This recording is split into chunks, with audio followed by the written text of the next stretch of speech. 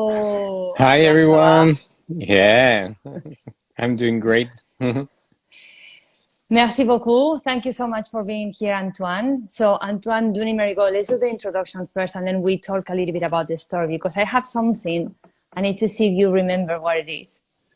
So, Yes. Antoine, he's a diplomat of the European College of Veterinary Surgery, and he's been a clinician for many years in France, in Montpellier.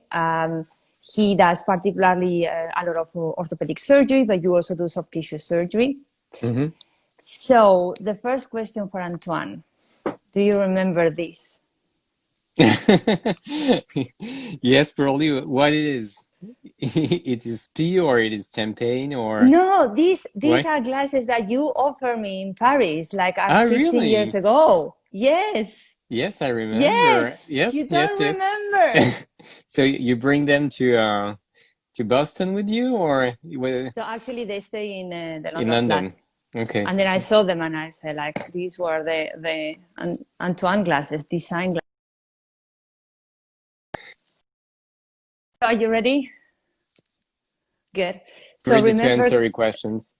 okay, remember guys that we are here to answer all your questions. I'm going to start asking questions to Antoine about kind of cases and things that I think that may be interesting for you. And then as people join in and ask questions, then don't be shy and then ask questions. So I think that the first question that I would like to maybe start and then we can a little bit develop the subject is I always like to ask this when we've been doing the talk with other specialists. Um, you as, I will say orthopedic surgeon, because it's true that I think that that is going to be more likely, of course, that you have the chance and they are also neurological. hmm But what are the most common cases that they come to you as a surgeon hmm and they are neurological? What will be your top cases, the top misconception on there? Well, I would say that in general, the majority of cases, especially for lameness, are cranial cruciate ligament rupture dogs. But well, a few dogs came for example neurological examination or only for a CT scan of the back or of the spine, and well, sometimes while the referring veterinarians have some troubles saying, well, is it neurologic, orthopedic? So I would say probably the majority of cases are cruciate ligaments, but also I have front legs, a lot of elbow dysplasia as well. Okay. In France, we have a lot of big dogs like Labradors or whatever the size of the dog, or between 30 and 40 kilograms. And well, probably 20% of the case of lameness are elbow dysplasia. But these, they come to you and, but they don't, these are not mixed for a neurological problem. The Mhm. elbow dysplasia, they tend to come to you and they are orthopedic ones. So let's Yes. talk about the cruciates. So hmm do you see, so you see a lot of cases, because I know that although you don't do the neurology in your hospital, but you do see a lot of the neurological cases with the hmm European diplomat in your hospital.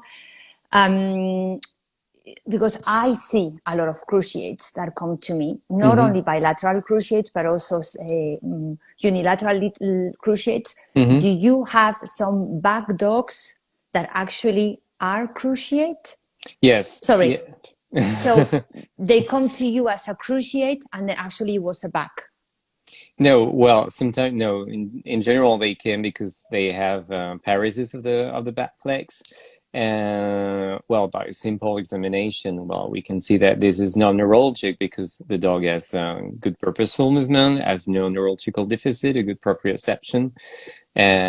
You can feel that, well, both knees are swollen, and well, sometimes you can have a draw sign. So you assume that, well, the case is not neurologic, definitely it's orthopedic. So I would say probably 1 or 2 times in a month I see bilateral cruciates that came for a problem of neuro. Exactly. Okay. Okay, so let's go through what is the typical presentation for the people listening, how we will differentiate just with what the owners are telling us, because I agree with you that the good thing with the cruciate is that most of the times you have clinical signs in the knees, as you say, that they are swollen, they are painful, you may have a drawer sign or not, and you're probably going to see radiological findings. But what will be your typical presentation of the cruciate dog? What will be the typical clinical presentation? And then I can say the typical presentation of the acute back, so then we can a little bit kind of put them against each other. Okay, so you would say only unilateral cruciate? Unilateral or bilateral? Because it's true that the bilateral, sometimes these can be, I guess, it's very these tricky. are the most common. Yes, well, bilateral is sometimes a little bit tricky, but for unilateral in general, it's a lameness or a few weeks or a few months duration, sometimes on and off. The dog was lame for a week or 2 weeks. He responds well to NSAIDs.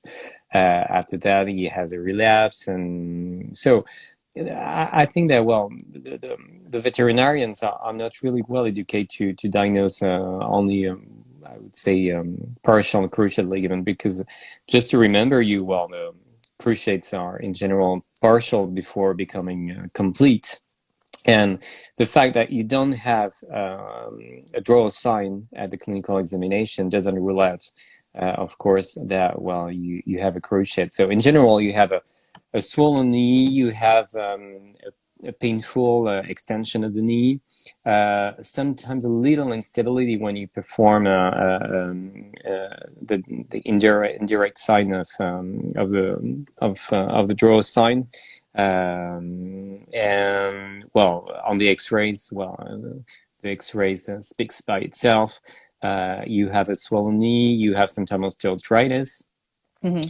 And this is how, in general, well, we can diagnose. And it's very funny because sometimes they are only referred because the vet is not sure is it a cruciate or not. I would like to do an MRI, but just by a simple X-ray you can have the answer, and you can keep your the money of the owner just to do the TPLO. So this is the typical presentation for unilateral cruciates. But for bilateral, it's more tricky because in general they came for paresis. So that's why they came. That's what they say. That's what they say. The owner will tell you. Yeah, the dog is not able to walk. He's sometimes he's paralyzed. But when you put sling under his belly, you can see that, well, the dog has good movement, and he's only painful.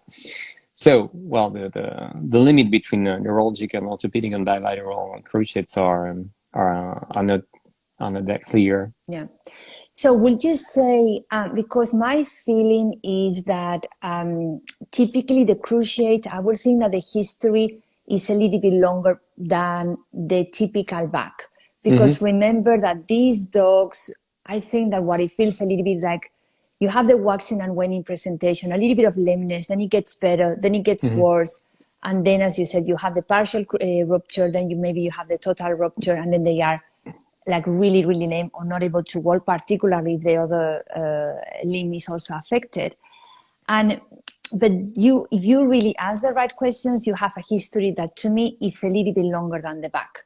The back, to be that bad, it tends to be a little bit shorter. It maybe is 1 or 2 weeks. And I think that a key question is about jumping. Although sometimes with the knee, they also not going to want to jump. But the back, you really have the dog that doesn't want to jump, doesn't want to do stairs. What do you think about the cruciate? Do you think that is a typical question that you will ask your owners, a typical thing to say?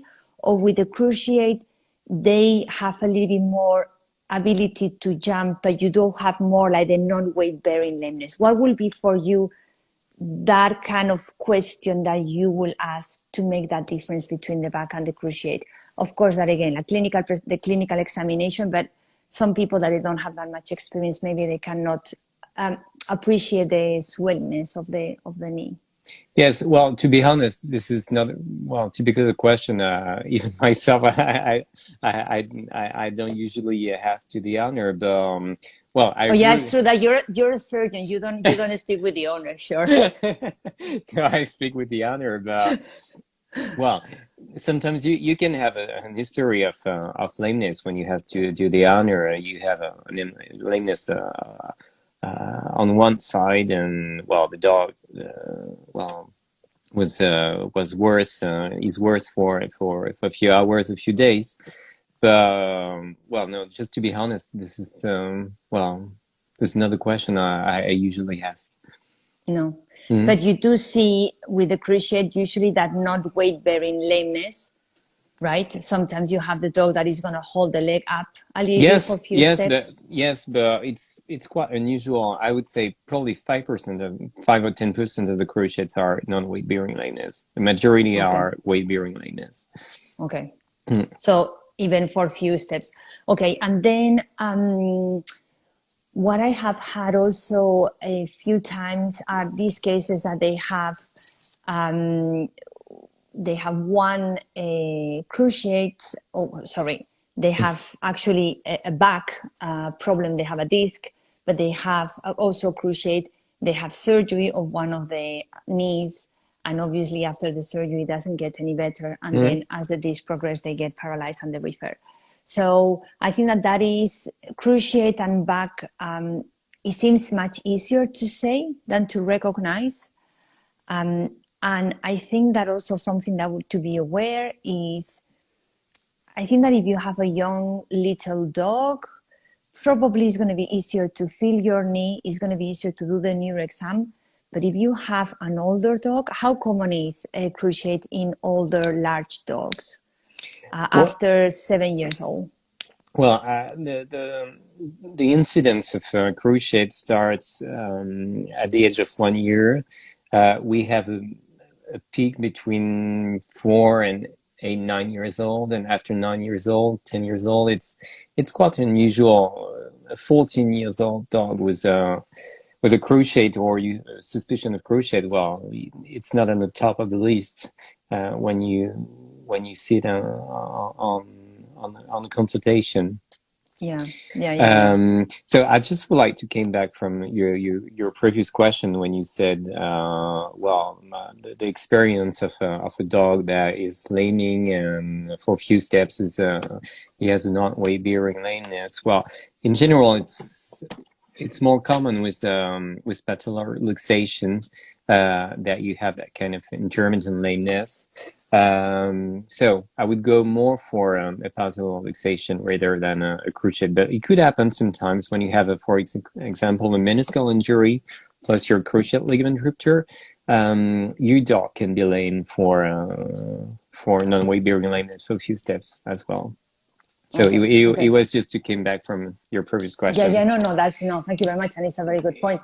And what I also wanted to say about we have one question there, which I'm going to read in a second. What I want to say about if you have a cruciate in a little bit older dogs, because it's interesting that you're going to have less cruciate when they're older. Because what happens is that when they get older, they also may have these large dogs, they may have some chronic protrusive disc, and you may have some of the scuffing, you may have some microperceptive deficits, and that can get very confusing if you have a cruciate and some mild chronic and neuroscience. So it is, I think that it's easier said than done. And the cases that I've had, they didn't seem that obvious. And they were obvious because clinically there was, as you said, a swollen knee, and there was whether a little bit of instability, and the x-rays were indicative of a cruciate. Otherwise, clinically, they can be a little bit tricky. Okay, so let me read the question. So we have Guido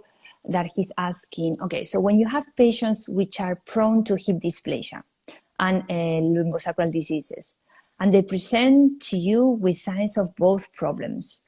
Okay, so this is obviously another very important subject that we need to talk about. So we have some paresis, some LS pain, hip pain, and on the x-rays, you have signs of both pathologies.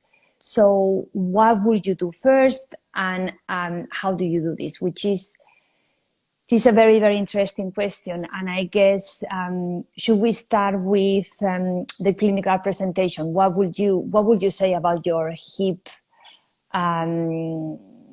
dysplasia signs and Well, epidemiology?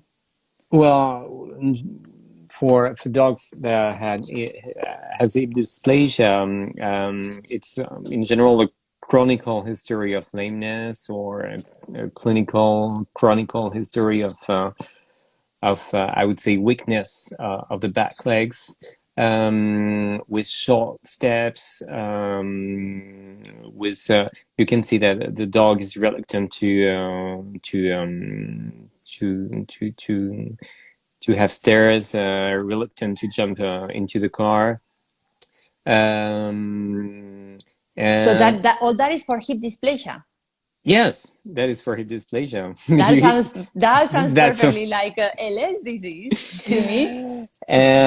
So no, that's a very interesting case because, well, the X-rays are a diagnostic for hip dysplasia in general. When the dog is getting older, you can see the osteoarthritis that is a consequence of the hip dysplasia, and the dog is painful because of that.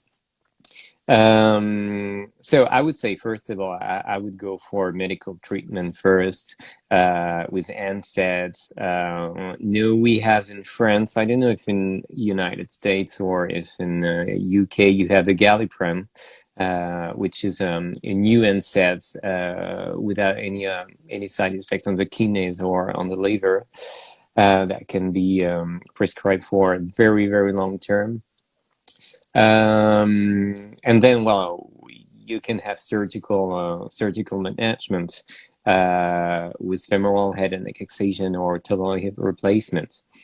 But sometimes you have a dog, you can see that, well, he has all the clinical signs of hip dysplasia. It's painful at the palpation extension of the hips. And when you do your X-rays, you don't have any osteoarthritis, you don't have hip dysplasia. So that's why, in general, I would ask to the neurologist, can I have your opinion about that? Because probably it's L7S1 disc or syndrome. Yeah, I think that's for the question, Guido, because the problem is clinically, as Antoine is saying, it's going to look exactly the same. The little steps, not wanting to get up, not wanting to do stairs, difficulties jumping. I will say that probably maybe the hip dysplasia a little bit worse at the beginning of the day before they warm up. And with the LS, a little bit worse at the end of the day because it gets worse as they do more exercise. And then you can also do the palpation of the inside, kind of the head of the femur when you try to palpate the exit of the sciatic instead of pressing into the hips. But I will say that probably, so kind of, you will know that there is no LS disease only if you do an MRI. So on X-ray, I think that, I mean, you correct me if I'm wrong, Antoine, on X-ray, if you have signs of hip dysplasia and osteoarthritis, and you have the clinical signs, then you can link the clinical signs to the X-rays findings, right? Yes.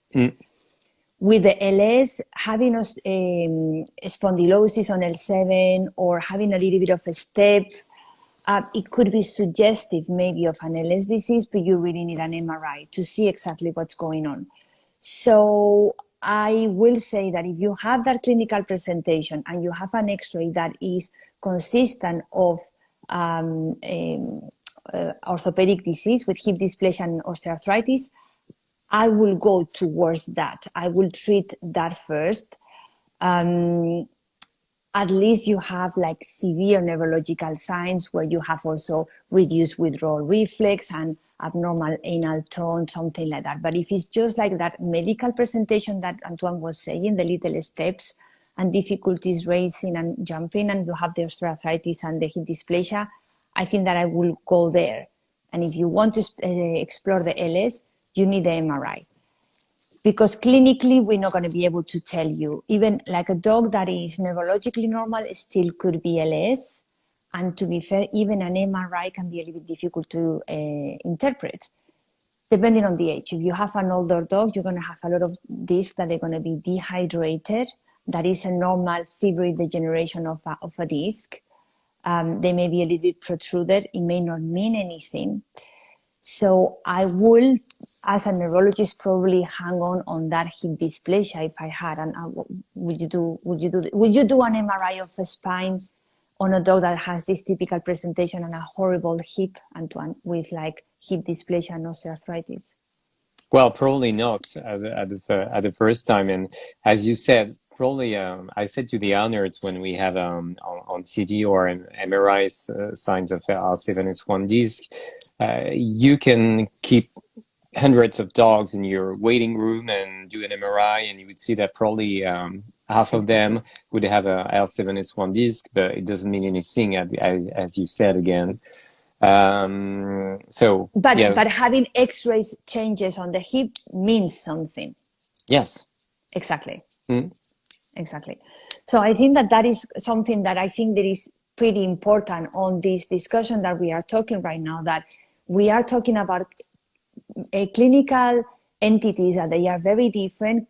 They are similar clinically. So we said the double cruciate can look like a back, but then you have an X-ray of the knee and you have a beautiful confirmation that there's something wrong going on there. And obviously also your clinical examination. You have a hip dysplasia and lumbosacral disease, which could look completely clinically very, very similar. But then if you have a hip dysplasia and osteoarthritis, you need to have an X-ray that confirms that. And you can do an X-ray and confirm that. Would you agree? Yes, I am. 100%. And and I think that, as you said, like the LS is a normal degeneration of the disc to be dehydrated, and you need to be very careful when you look at the MRI. What is the fat around all that spina cauda around the nerve roots? Okay, so another question from Nathan. Okay, it only happens to dogs, or it could happen in any kind of animals. So I guess, Nathan, that you're asking about LS and hip dysplasia and osteoarthritis. I will think that all type of animals, so the ones that they don't have a spine, right? No, but I would say, like, I'm definitely thinking it's true that LS disease in horses, I don't think that is that common. What is your experience in cats with hip dysplasia?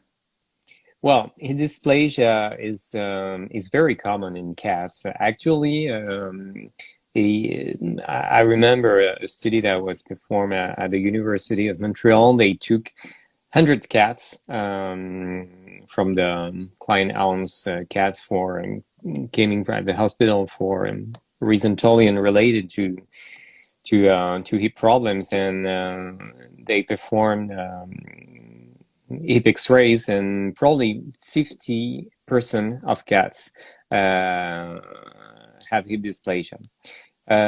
So this is something that is underdiagnosed, and something that is probably has probably no impact on cat behavior or well-being. But with time, you can have osteoarthritis, and osteoarthritis is quite tricky to diagnose. I don't know if you know that the first clinical sign in cats for osteoarthritis is a decrease of appetite. This is not pain. This is not a reluctance to jump or etc. This is a decrease of appetite. So osteoarthritis is something very frustrating to diagnose in cat. In old cats, we can see a dog that has clinical signs, but the majority of cats with clinical signs for me are young cats. In general, they are breed cats, British short hair or Maine Coon. They have huge hip dysplasia with total luxation or subluxation of the hips, and they need a surgery very young. So in general, in the cat, a total femoral head and neck excision has a good prognosis and is really well tolerated. If you are a surgeon that is very courageous, you can do total hip replacement. But I'm not that type of surgeon. So this is my experience in cats with hip dysplasia, and Yeah. so as I know, these are quite unusual in cats. Yeah, I am thinking about, I don't think that I have had any LS cats. I've had like a disc extrusion in the lumbar area, Mm-hmm. but I don't remember having treated any cat with an L7S1 Mm-hmm. with a foraminotomy or with a dorsal laminectomy. Obviously, fractures a lot. So I wouldn't know what would be the clinical presentation of an LS, but I think that the biomechanics of the LS hinge in cats, it is a little bit different from dogs because they are so much more mobile, right? Mm-hmm. Yes. But yeah, I would say, I mean, hip dysplasia, I would think that it would be present in any breed, in large animals and in small.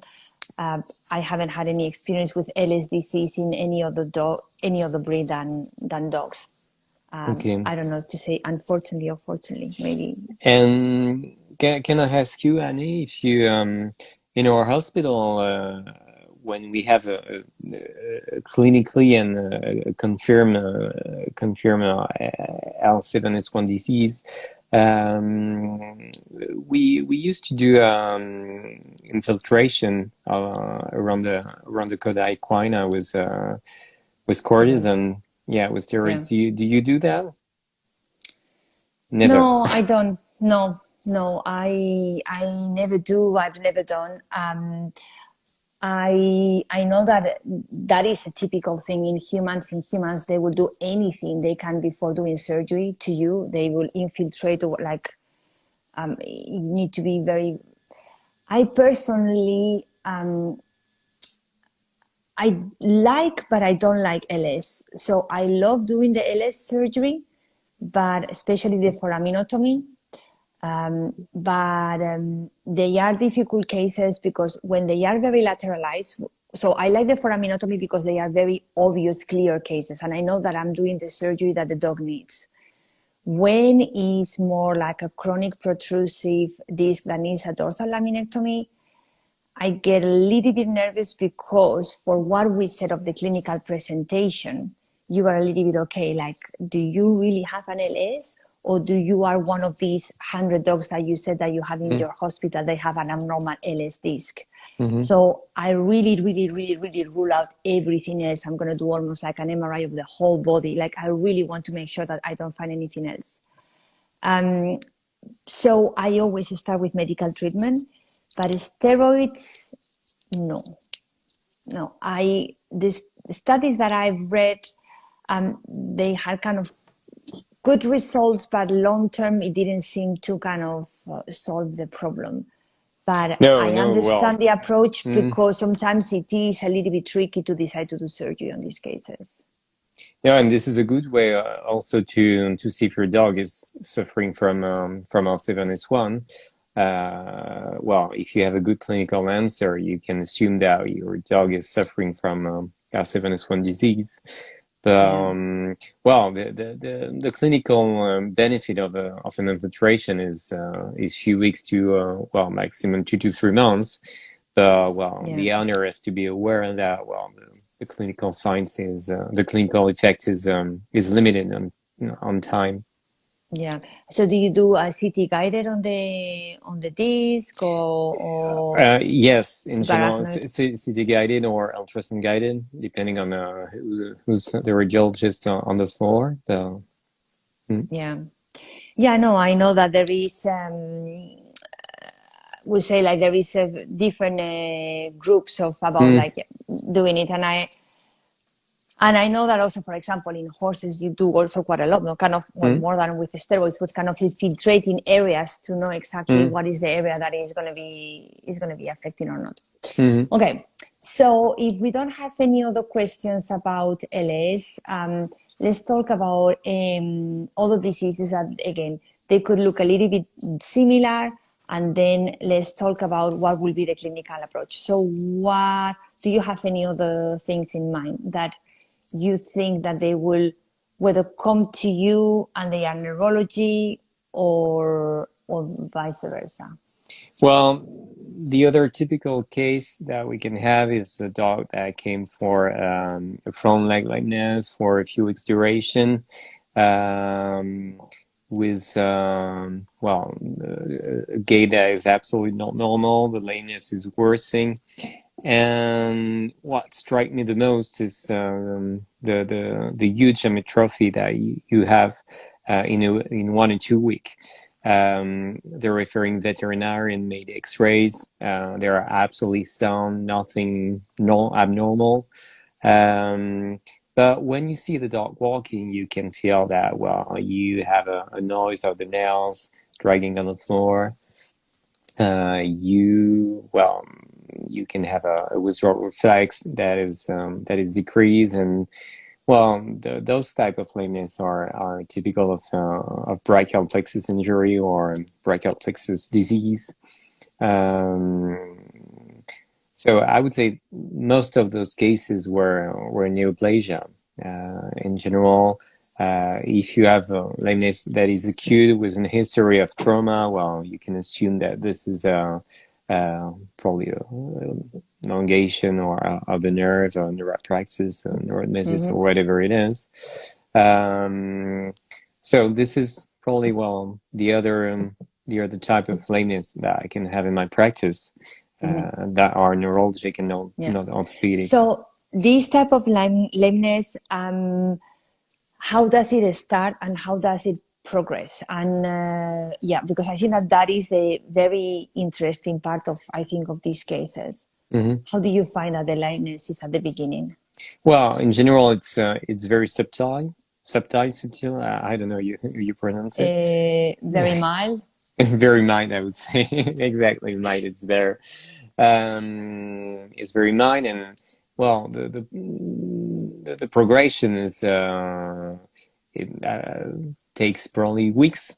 Do you think that is a lameness that wax and wane a little bit? Is it weight bearing or no? No, it's a constant lameness that is not emphasized by exercise or by rest. It's constant all day long, and it's getting worse and worse day by day or weeks to weeks. Sometimes unresponsive to painkillers. And well, of course, sometimes with time, it could go to a non-weight bearing lameness. Exactly. The type of non-weight bearing lameness, the dog is not able to bear.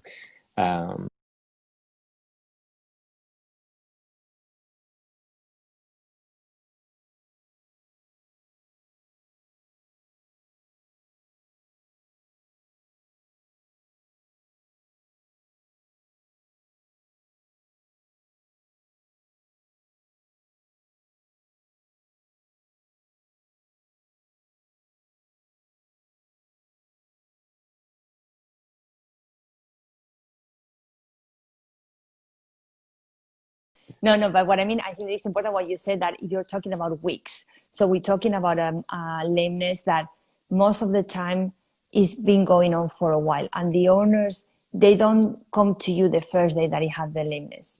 It's been going on for a little bit, and then they may come to me when it's dragging, but to you, obviously, they will come when it's still a lameness, right?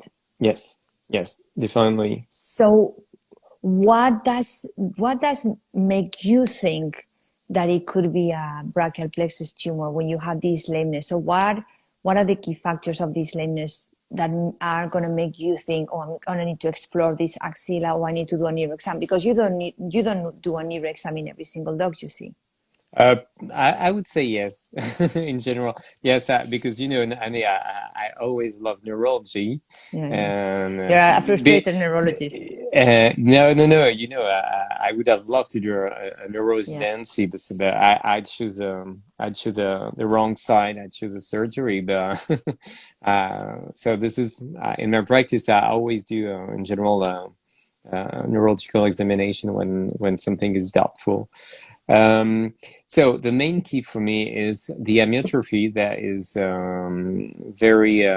So let's remember for very some quick. people muscle loss, because in French we SLS. say amyotrophia is right, is correct, but it's true that in the English speaking they don't use that much. Okay, So muscle so wastage. yeah, so this is probably one of the key factor, and the absence of pain on palpation or manipulation of the joints or of the muscles. This is probably the Yeah, two main facts that I mean think yeah. about that. Mm. And remember, guys, that you will think, oh yeah, but is the muscle loss because the dog is lame? But by the time that Antoine is seeing this dog, is not that lame to have so much severe muscle loss. So the amount of muscle that has disappeared is really really important for a lame that at that point maybe a little bit very mild. Yeah, Um, sometimes in a week. Sometimes in a week you have a muscle atrophy, there, a muscle loss. Sorry. No, no. I mean, you're saying it correct, but I know Okay. that in the States they will struggle, like they wouldn't use it that much. Hmm. Okay. And what would you? So I think that it's important also to remind that a lot of these cases, if you do a good examination of the axillary area, you may feel already something there, Yes, some muscle. you can feel the. I think it's quite hard, and when you do the CD or the MRI, the mass is not that big. Well, when I see again those dogs probably in the early stage of the disease, and when you have a mass that is so close to the nerve root, I think it's quite hard to palpate it. Yeah. So well, that's interesting because the cases that they come to me, Hmm. but that's a very very good point. They already come most of the times because they already have a paralysis into the hind limbs because the Hmm. mass is into the canal, and the masses tend to be also very big and almost palpable outside. But that is a very good point. The cases that they come to me, sometimes they have gone already to an ortho surgeon that Hmm. didn't find any orthopedic abnormality and send it to neurology. So then kind of it takes a little bit of time. Hmm. Okay, so another question from Guido. Okay, so patients, which is also a very interesting one, because there is a lot of diseases that they're going to look very similar, neuro and ortho. So patients that present to us with low tarsus and some paresis on some short strided steps, and they are not painful on the lumbosacral area. That could make us think about sciatic nerve lesion. Can this clinical signs be caused by an orthopedic pathology and not a neurological one? So what will be the orthopedic disease that you would be thinking? I guess that it would be very different if it's bilateral or unilateral, right? If you have a drop tarsus, if it's bilateral or unilateral. Well, I missed probably half of the questions Okay, because let my me. my my my, my Wi-Fi is so Okay, let just me. can you just repeat? Okay, so he talks about we have a case that it has low tarsus, and Yes. then it has some short stride steps. It's not painful on the lumbosacral disease. So he thinks that that could make us think about the sciatic nerve disease. But he's thinking what other orthopedic diseases could fit with this low tarsus. And my kind of adding comment to the question will be, it will be different differential diagnosis for orthopedic disease if this was a unilateral or bilateral low tarsus. Okay. So when you say tarsus, it's at the stage of a tall plantigrade, or yes? That's what I'm guessing. Yes. Okay, so when it's unilateral, you can well you can think about, of course, Ashel tendon injury, So in general, you have a history of trauma, but sometimes the dog is discovered on the backyard with that type of lesion, and you can also have a total elongation of the tendon without any rupture. So that would be the first Differential disease. illness. Yes. You can have also tarsal injury, like tarsal metatarsal instability, but in general, it's painful, it's swollen, and you have a non-weight bearing lameness rather than a bearing lameness with a low tarsus. Well, after that, there is also all the nerve injury. So I don't think this is a sciatic nerve injury. It's probably more a femoral, femoral nerve injury when you have a low When tarsus. No. when you have the bilateral femoral, it will be more like the frog walking. When Mm-hmm. you have the dog that cannot extend the knee. For the extension of the Of the arc. of the tarsus, you're gonna have the tibia that is doing a little like your extension. So the tibial nerve that come from the sciatic. Yeah. Okay. Okay. What I had one case that I think that I actually posted on Instagram, which maybe not, maybe I should. I always show it to the students. Mm-hmm. Have two cases that I show to the students, which I will post one of these days soon, about a double hip dysplasia, horrible hip dysplasia in a puppy, which was mixed with a neurological case, and then a dog that had polyarthritis, and it was treated long term with steroids, and he did had the rupture of the Achilles tendon. yeah, exactly. And then you had exactly what you're describing, Guido, where the dog was really walking. It was very floppy walking, and then really walking with a very severe plantigrade. And it was bilateral, but because the dog obviously had the long-term steroid treatment, and it had maybe a rupture and elongation on the other side. Going through that question, I think that I wanted to talk about, because of course that having a plantigrade could be an orthopedic problem, could be a neurological problem. Having a palmigrade, that is very, very, very different. You are not going to see a plantigrade, so the front legs, in a neurological disorder. It's much, much more likely that it's going to be an orthopedic disease. What would be your differential diagnosis for a double bilateral palmigrade?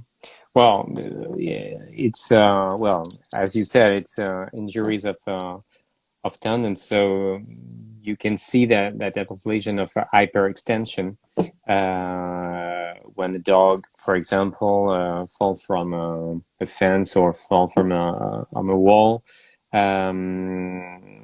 So all the flexor tendon are could be injured, and all the ligaments of the carpal joint could be hyperextended. Yeah. Yeah, no, I'm saying this because definitely plantigrade, and especially I know that a lot of people, and we were talking 2 weeks ago with Rodolfo about the diabetic cat, which has the plantigrade because of the polyneuropathy related to the diabetes. But the front, if you have the front that they are hyperextended, guys, that is not neurology. That is going to be orthopedic. So you need to listen to what Antoine is saying. So we said one, the tendon hyperextension or rupture. Yes, you can see that also in young dogs, especially when they have they have been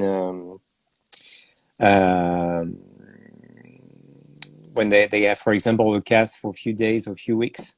You have a kind of flaccidity of tendon, and so you have that type of hyperextension that mimic a palmigrade, and all type of fractures of the carpal joint can have that type of gait. And would you have like also palmigrade and any would it be a typical presentation of any kind of congenital malformation in puppies. So would it be a typical presentation or no? So you don't, in puppies, what you see is what we call the syndrome of hyperextension. Before, we used to call that hyperflexion syndrome. This is typically the gait where in a very young puppies between 2 and 3 months that has a lameness with their carpus that goes cranially every time the dog is walking. The X-rays are perfectly normal. Then the orthopedic or neurological examination is normal. This is a condition that is very easy to treat because there is nothing to do. Just wait. In general, in a month or two, it goes back to normal. In severe cases, when the dog is unable to walk because the carpus goes to cranial, you can put a cast for a few weeks. So they kind of walk yes, like with, that. Exactly, with an hyperflexion of the carpus, but this is more an hypoextension.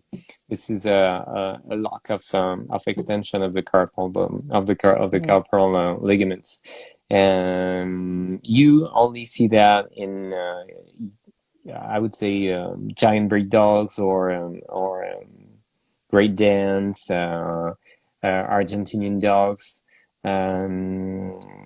Rottweiler. Well, those are probably the breeds. Are they painful?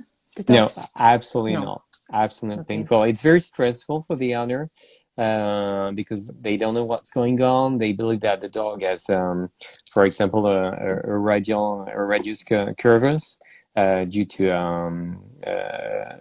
a closure of a closure of the growth plate. But well, this is not the case, and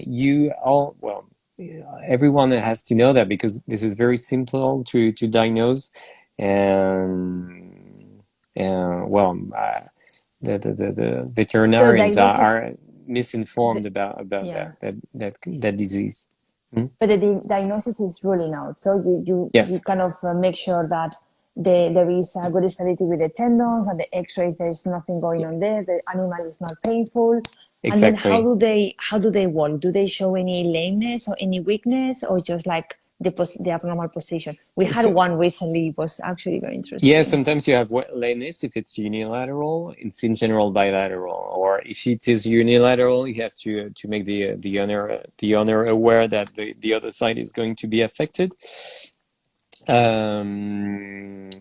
I would say it's more a weakness or a kind of discomfort when you feel discomfort when the dog is walking, but it's absolutely not painful. Okay. Yeah, no, that's really good. We have actually, it was interesting because we had recently one, it was a Rottweiler, and the first glance, it just looked, especially because it was a Rottweiler, it was a puppy. So when we see a puppy Rottweiler, it came through actually through ER, and they call us, and then straight away we heard it was a puppy with a neurological problems, and you start thinking about all these axonal storage diseases, like, see if he has a cataract, it's going to be one of these. And then, it was actually absolutely nothing at all. And it was just exactly only the carpus. And remember, if the carpus are hyperextended, that's not going to be neurology. You need to look for your orthopedic surgeon. And so just to finish with that, sometimes the owner doesn't believe me when I say, this is not a big deal. So I have pictures of some of my patients showing the different stages of the disease and the dog growing. The dog is perfectly fine after 1 or 2 months, and so they believe me at the end.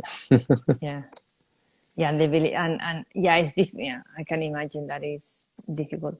Okay, so we have 10 minutes left. Can you think of any other thing that we should be talking about, of some disease?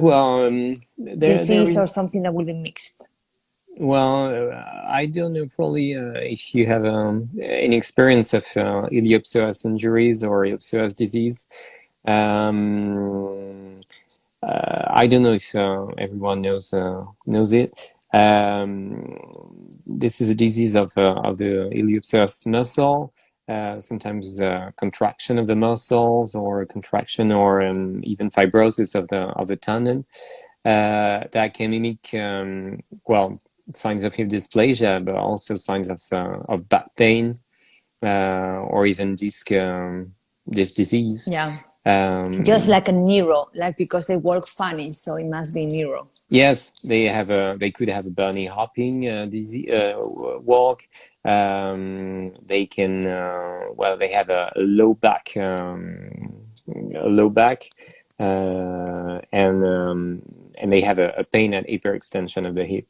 And when you do the X-rays, there is nothing really event. But so what will be the owner telling you? Why will the owner go to see you? What do they see on the well, dog? in What is general, reluctant to jump, not able to take stairs. They will always use steps, or sometimes they are painful when they are getting up. So, and this is the main complaints of the others. But then so they and then you what do you see when you see them walking?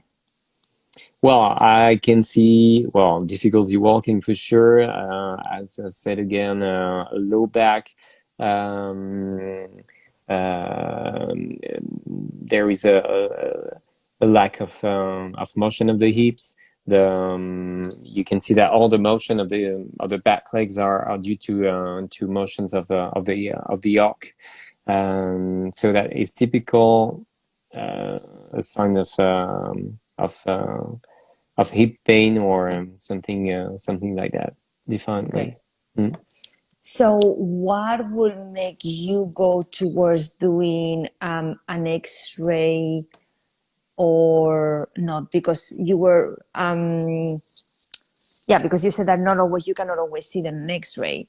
So what will be your clinical finding that is going to send you towards this differential? Because what you said, like that clinical presentation, you said it could have been hip, Yep. it could be axial, it could be LS, it could be, you're not going to feel anything on the iliopsoas when you're doing the No. palpation, do you? No, the only thing sometimes is at the external rotation of the hip, that sometimes you can have a palpation of something that is painful, that it's unusual with hip dysplasia, but there's nothing special and nothing relieving except pain and extension of the hip. So I would go first, as you said, for a simple examination, for a simple exam, that is the X-ray. X-rays are sometimes absolutely normal, but look well to the left trochanter. Sometimes you can have mineralization of the left trochanter that is not normal. You can have a periostal reaction of the bone that makes you think that this is or this could be Iliopsoas injury. So the next step is to confirm that you can see on the X-rays. So you have two choices. The first is if the owner is as pneumonia, you can do an ultrasound. You have to work with a radiologist that is able to do the dynamic ultrasound, because musculoskeletal ultrasound are not that easy to do. Or you can do CT scan. The CT scan is better because you can see the entire muscle. And a month ago, I published a case of Iliopsoas injury in a dog, and we got incredible pictures and incredible images on the CT scan with infiltration of the wall muscles on both sides, from the left trochanter to the ilium. That was amazing, really. And yes. So yeah, two questions. Usually, this will be like a clinical presentation of weeks, days, or months before they come to you? Every cases I've treated, and I didn't treat in the 100 cases in my career, but it's a few weeks to few months duration. Okay, So the key question, guys, that if we have few weeks to few months, and if this was a neurological problem, probably you're going to start having some proprioceptive deficits, some scuffing all the hind limbs. So at this point, at least you can rule out a neurological problem because you have a normal neuro. And then you're going to rule out hip because you're going to do your x-rays and your hip are going to look good. So you need to have this differential diagnosis in your head and ruling out with your neuro exam and your hip. And then what do you do as a treatment then? So the treatment, well, you can do infiltration with steroids, but in general, when you see those dogs, their fibrosis that is so important that, well, the dog is unable to have extension because the Iliopsoas, and if it's contracted, prevents you from doing a good extension. So what you have to do is a tenectomy of the Iliopsoas at the insertion of the lesser trochanter. And the prognosis is quite good. The case we have published, I do videos on surgery before cutting the tendon and after, and the result was immediate. Just the day after surgery, was the owner didn't recognize his dog, saying, "Oh my God, I should have done that surgery before." So that's quick. That this is a very easy surgery to perform.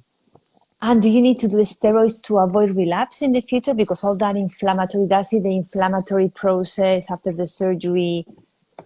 So what you have to take care about is, well, you have to cut the tendon, but you have also to be sure that there is no fibrosis or adhesion of the muscle elsewhere. Yeah. So you have to, if you can do, make a dissection around to release all the adhesions. So to prevent relapse, you have to remove a piece of the tendon to make sure that it's not going to heal again around the sheath of the tendon or around the muscles. And you have to do physiotherapy a lot. Swimming. That the key point of the post-operative if you want to have a success. Yeah. Okay, cool. Okay, Antoine, so last question from Guido about, okay, so if you have, for example, an OCD, and I think that he kind of wants to see a little bit if you could differentiate the OCD from the plexus. So we said, with a shoulder disease, can we expect the patients to have problems protracting his entire forehand? So front limb shorter, the anterior face of the gait. Can this mimic a brachial plexus disease with a slow-growing tumor? So I should read it. So with a shoulder disease OCD, can we expect the patient to have problems protecting his entire forehand? Well, in general, I wouldn't say that the OCD is quite different. You have a weight-bearing lameness in general with the OCD of the shoulder. This is the gait is sometimes worse when getting up or worse at the end of the day after exercise. This is not a constant lameness. And you have pain on the shoulder, so this is why. Which with the plexus is going to be like discomfort in general and more like neck pain, not just the shoulder. Yes, and the other thing is that OCD happens in young dogs. So in general, when you have a plexus tumor and there are, well, I don't know if you have seen plexus tumor on the age of 1 or less. No, they are young. They can be 5-7 years, but so they're not ancient, but they are not 1 year old. I agree that would be also a very good point of the age. Yeah. Okay, thank you so much, Antoine. We have no, it was a pleasure, Annie. We should work together. It was very interesting. Yeah, non, merci beaucoup à tous les Français qui écoutent, qui étaient là pour les lives. Merci. And as you know, we're going to post this on Instagram soon, and then we will put it also on YouTube, because I know that now that everyone is back to work, there's not that many people live, but then you all watch it after. So thank you so much. Merci. Bonne Merci soirée. Annie. Ciao, ciao. See you Bisous, bisous. soon. Bye. Bye bye. Bye everyone.